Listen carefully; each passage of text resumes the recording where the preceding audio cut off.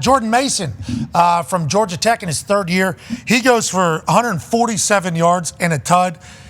They kind of did whatever they wanted against this Jets defense. And I think that is a massive conversation piece around Jets fans as well. Defense was supposed to be the thing. Aaron Rodgers is coming to play with the top 5 defense. Last time he did that, they won a Super Bowl. Now this defense has to face a San Francisco 49ers offense without Christian McCaffrey. And if you watch past the first quarter, that Niners team basically just did whatever they wanted the entire time. I couldn't fathom if Christian McCaffrey was in there. No offense to Jordan Mason, who's an absolute beast. And I think he said he was told on Friday to prepare like a starter. Amen. Sure. You know, Yeah. Be ready. Be ready. Mm-hmm. Be ready to be a starter. He's in that running back room. He knows what's been going on with Christian. You know, he understands what's been happening potentially in this entire thing. So I think on Friday, Shanahan might have told him, like, hey, you got to be ready to be a starter if we need you. And then him in the moment saying, that seems like a big nothing burger to me personally. But Christian McCaffrey coming out of nowhere getting announced, that seems like we all got kind of bamboozled. For sure. Big burger. Yeah, it's a big burger. There was a nothing burger, and Jordan Mason saying, I was told on Friday, it's like any coach can tell any backup, like, hey, we're going to need you. Like, that could be a motivational thing.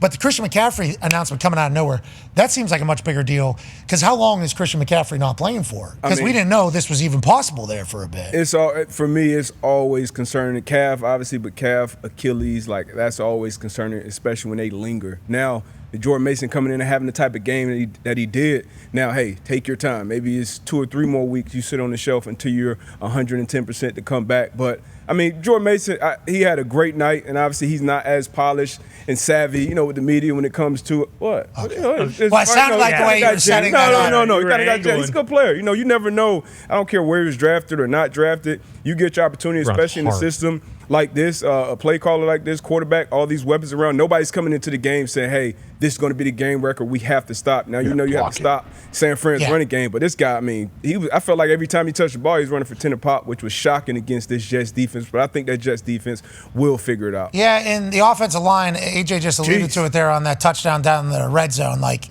they were just moving bodies, which I could see if I'm a Jets fan, I'm a little bit concerned about because, once again, your defense was supposed to be the horse that you rode into Santa Clara on. Now, does Hassan Reddick have a much different conversation today with the Jets than he did 2 days ago? We shall see how that whole thing goes. And you talk about Jordan Mason filling in for Christian McCaffrey.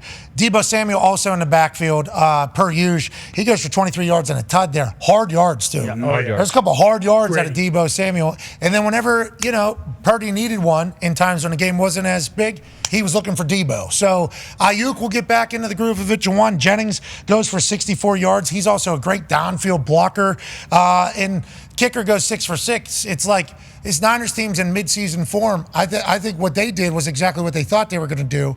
But once again, Jets fans, I don't think we give up. I don't think against the Niners is the time to give up. If you're losing to Northern Illinois, then I think you start, having a little bit of a conversation. But the Niners opening week, it's like I think we're okay. Yeah, agree 100%. You said Jawan Jennings' name, and it made me think. There was a hip drop tackle last night that was not called. I don't think was there one called at all weekend? No, and there was a couple this weekend too where I think Josh Allen got a hip drop, and he actually asked the refs like, "What are we? I thought we were. What are we doing?" This was the Jennings one last night was like, oh, okay, because the whole thing this offseason was like, all right, what's a hip drop tackle? But that one last night was like, oh, that's what the rule is. So the interesting thing about the hip drop tackle is that is from the rugby world, I think. Yeah. So in the football world, American football world, Pennsylvania, I don't think it was ever. No. I don't think it was ever used. Those words together were never said. Pennsylvania, nationwide, I feel like. Well, that's what I'm saying. I'm assuming Rust Belt, definitely. Ohio. I don't know about Florida. Perhaps it was a tackle. Bingo. So, so let's assume the refs too are okay. So we're not rugby refs; we are American football refs. What do we need to look for in a hip drop tackle? What makes it a hip drop tackle? Does your hips have to be above his hips? Like, do you have to go high to low? Like, what if your hip drop, but I'm a little bit below his hip? Is that just I'm grabbing and I'm wrapping? Like, what is it? It's interesting because when we're watching the film back of them when they're running the hip drop tackle piece, whenever they're trying to ban it, we're all like, yeah, those are pretty bad. Okay, I get what we're doing. Yeah. But in real time, the refs are like, I got to check Sanders holding really here.